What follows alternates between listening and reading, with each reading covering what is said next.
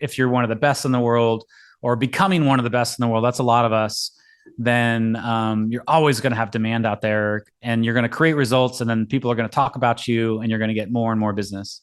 And so I think that's a couple different ways to think about it. People are always finding, there's always a new wave of people coming into markets, and then you just want to be one of the primary options with some differentiation.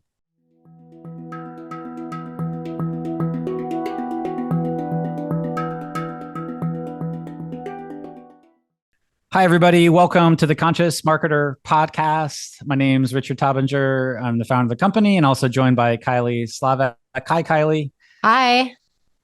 And today we're going to talk about one of the top questions that we receive, which is, or it's like, I don't know if it's a question, but it's like one of the top fears that I think hold people back from like moving forward. And basically it's something like this. I wanted to get a program out there, but there's just so many programs out there. The market's totally saturated, and I know I'm just going to get lost. And so a lot of times people say this, or they start their business and they realize there's so much competition, or the perception is that there's a lot of competition. And so it kind of stops them in their tracks. And so I just wanted to talk a little bit about our thoughts on the market as it stands right now in online marketing and for different programs. Is the market saturated or not? And maybe just some ideas if it is saturated, what do you do? If it's not saturated, what do you do? Any other things we want to answer on this podcast, Kylie? I think that's a good like kind of overview of what we're going to talk about. Yeah, no, I think it's great. Well, I think one of the things that we've seen and is just as a little bit of a reflection, in the early days of internet marketing, a lot of people said, look, you can't teach yoga online. You can't do therapy online. You can't, just fill in the blank. And everybody had a reason why it couldn't be done. And then other people were like, well, maybe it can be done, but I don't want to do it online, And so there was always like 40% of the market who was like, yeah, just not going to go there. I just want to do everything in person. And I think it's fair enough. You're a sovereign soul. You can make whatever decision you want. But what happened when COVID came around was, everybody was collectively sent home, right? And what we saw was that everybody, the people who didn't think that it could be done online were like, oh, maybe it can be done online. And then the people who didn't want to go online were kind of obligated or forced to go online. And then I think a funny thing also happened where a lot of people found that they liked working from home, and they liked living in a place that was more conducive to creativity than maybe an office cubicle. And so the more people moved during that time than any other period. And what we saw was the online traffic doubled. And so what also doubled, I don't know if it's doubled, probably doubled or tripled. I don't know where you collect those numbers, but what we saw also was there was a lot more people who started to offer things online too. And so markets that might have had, 5 or 10 programs all of a sudden had 20 programs around the same topic. So I definitely think that there were more people putting things online. And so some markets got more crowded. I think that was counterbalanced by the market size doubling, because more people started to, like, pre-COVID, half the population didn't even know what Zoom was. That's just a truth, And so everybody became, when my dad's saying, hey, let's jump on a Zoom call, that's like progress in terms of like the online world, so it became kind of a thing, right? Oh, let's just jump on a Zoom call. It became part of the everyday world. So although you had the market, you had a lot more competition come into the market. You also had, the supply. I guess if you were talking classic economics, you had more people creating programs, so the supply increased. Not right away, actually. The first year of COVID, people hadn't quite figured it out yet, which was interesting. And then the end of COVID, I think, but what you also had was demand doubled as well. So, and now we're post COVID as of this podcast, 2023. And so there's a little bit of a shakeout, because some people who went online weren't as successful, and they're like, this stuff doesn't work. And other people who tried online programs are like, well, I tried to learn online, it didn't work, or it did work. And then other people have done better. They've developed entire businesses. So I think it's kind of a mixed bag. You can't say it's like every individual has their own perception.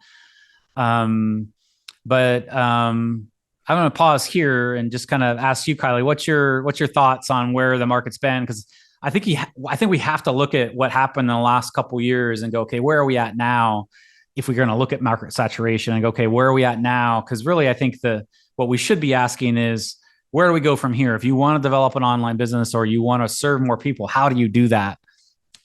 Yeah, I think that the market is not saturated as far as if you look at the personal development industry and how much it's grown in the last 10 years and how much it's continuing to grow.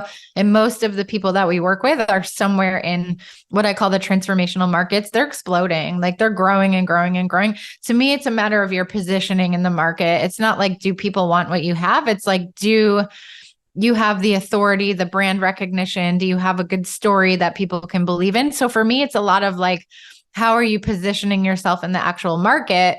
Because if you can do that well, you won't run out of customers or clients. If you're not so good at the positioning aspect, you may find that you end up feeling like the market is saturated because people aren't buying, but it has a lot to do with your personality, how you're showing up online, how many stories you're telling, how people relate to you, and things of that nature. So that's my belief. I believe there's always a market. My friend Jeffrey, we've had him on the podcast, and he's a bonus speaker in our Sounds True course, Your Story Matters. He always talks about how if you have a calling, it's because people are out there calling for it.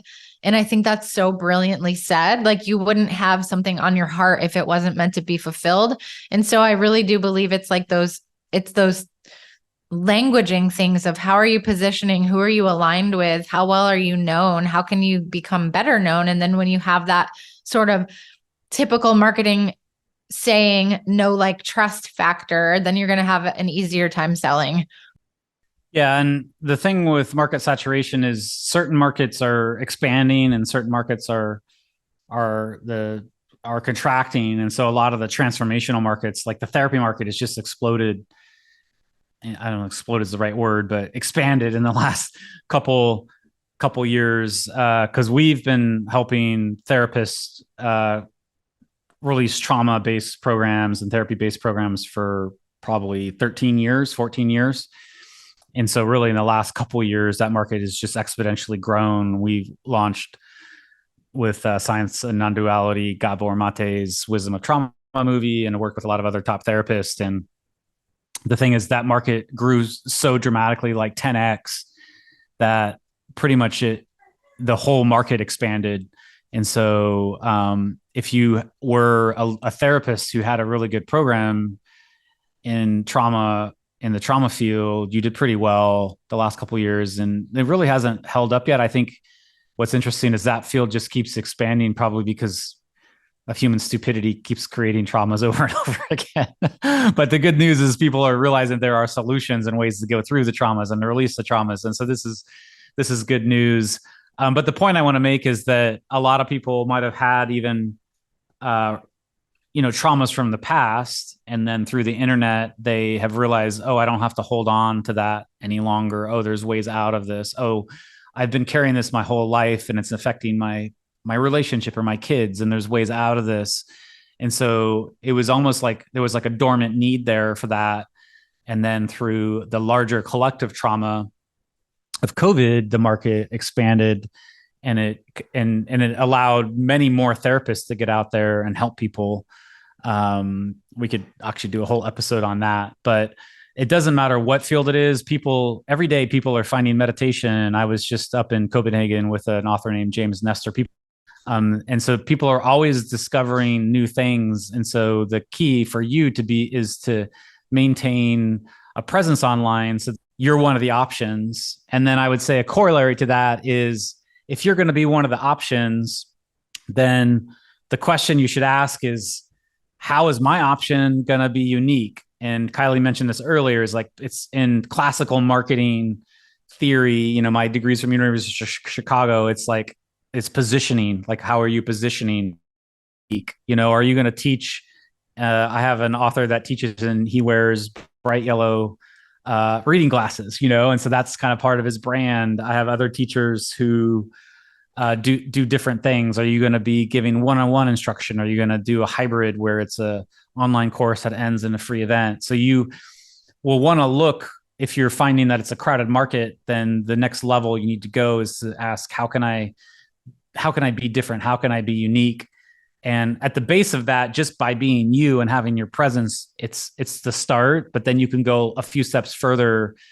And one of the best ways that you can be unique is by asking, how can I create the transformational results better, quicker, faster than anybody else? And so what you want to do is build in so that you care so much about your clients that part of your uniqueness isn't just the color glasses you wear or the background or whatever it is on your videos, but it's the program itself. It's the results you're giving. It's the coaching or the consulting or whatever magic you have that you're going to create results for people. And as you do that, there's never a lack of demand for somebody who creates transformational experiences, programs, and results and solves problems for people. There just never is. If you're one of the best in the world or becoming one of the best in the world, that's a lot of us, then you're always going to have demand out there, and you're going to create results, and then people are going to talk about you, and you're going to get more and more business. And so I think that's a couple of different ways to think about it. People are always finding, there's always a new wave of people coming into markets, and then you just want to be one of the primary options with some differentiation. I love that. And if you're working on your positioning and your authority and claiming your expertise in your space, there's a couple of things that you can do. One, you can tell your origin story. We've got so many trainings on origin story in every program that we have. And we have some podcast episodes on storytelling that you can use to kind of freshen up on that. You want to tell your story. Another thing you can do, we have a podcast episode about this also. The other thing you can do is you can do a mini summit. And this is one of Richard's model, but you can interview other people who are more known than you. And then when those people share the interview with their audience, that increases your status in the market, increases your authority. You can have other people promote your products and services. That's the way that every multiple $1 million company that I worked for before I ever went out on my own, that is how they got started and off the ground. So always be thinking, how can I get other people who are more known than me to put me in front of their audience? You could also get podcast interviews and hit the podcast circuit up, and that's going to help. But the more that you do get the visibility that you deserve and need, the more easy it's going to be for you to sell, no matter how many competing products there are, or no matter how many other people are in your niche. Yeah. And I think that the nature of all markets is they become more competitive, and then it's just, you have to decide that you're willing to go the extra mile and do what it takes to create a great program to kind of break through there. And I never say it's going to be easy or hard, but if you can see the opportunity that especially the online space provides, then it's definitely doable. And one of the, I've done this a few times in my life in different areas. It's important. Timing is very important. And often I'm like way too early and that could be good for some things and not good for other things. But the first business plan that I wrote for the online space was in 1993. I wrote a business plan for online real estate listings. That was before the internet existed. I was thinking about online real estate listings. This was when I was an intern at Apple Computers. So I was a little bit early, I was about 3 or 4 years early there. And then I went into finance instead of the internet. That was probably a mistake too, back in the day.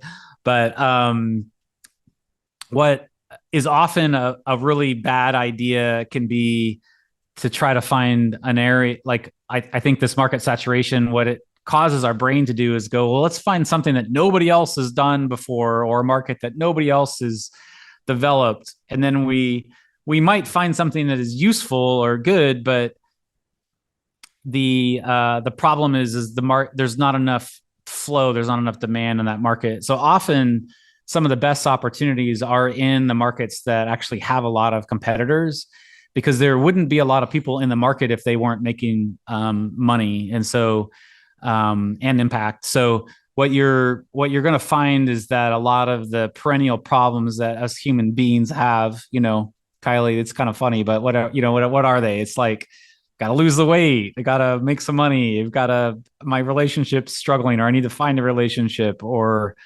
okay, I've read the Bible or the Torah or I've done the meditation, but I need a better connection. How do I do that, to my higher self, or I want to learn this modality. And so anyway, you have these core human needs that are always going to be there. They're here now, and they were here 100 years ago, and they're going to keep evolving.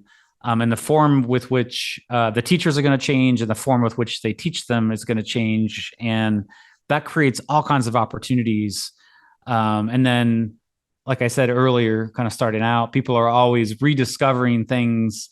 People are, I've studied, as an example, breathing. I've studied breathing for like 25 years. Started in the late 90s with yoga and pranayama, and then Taoist breathing early 2000s.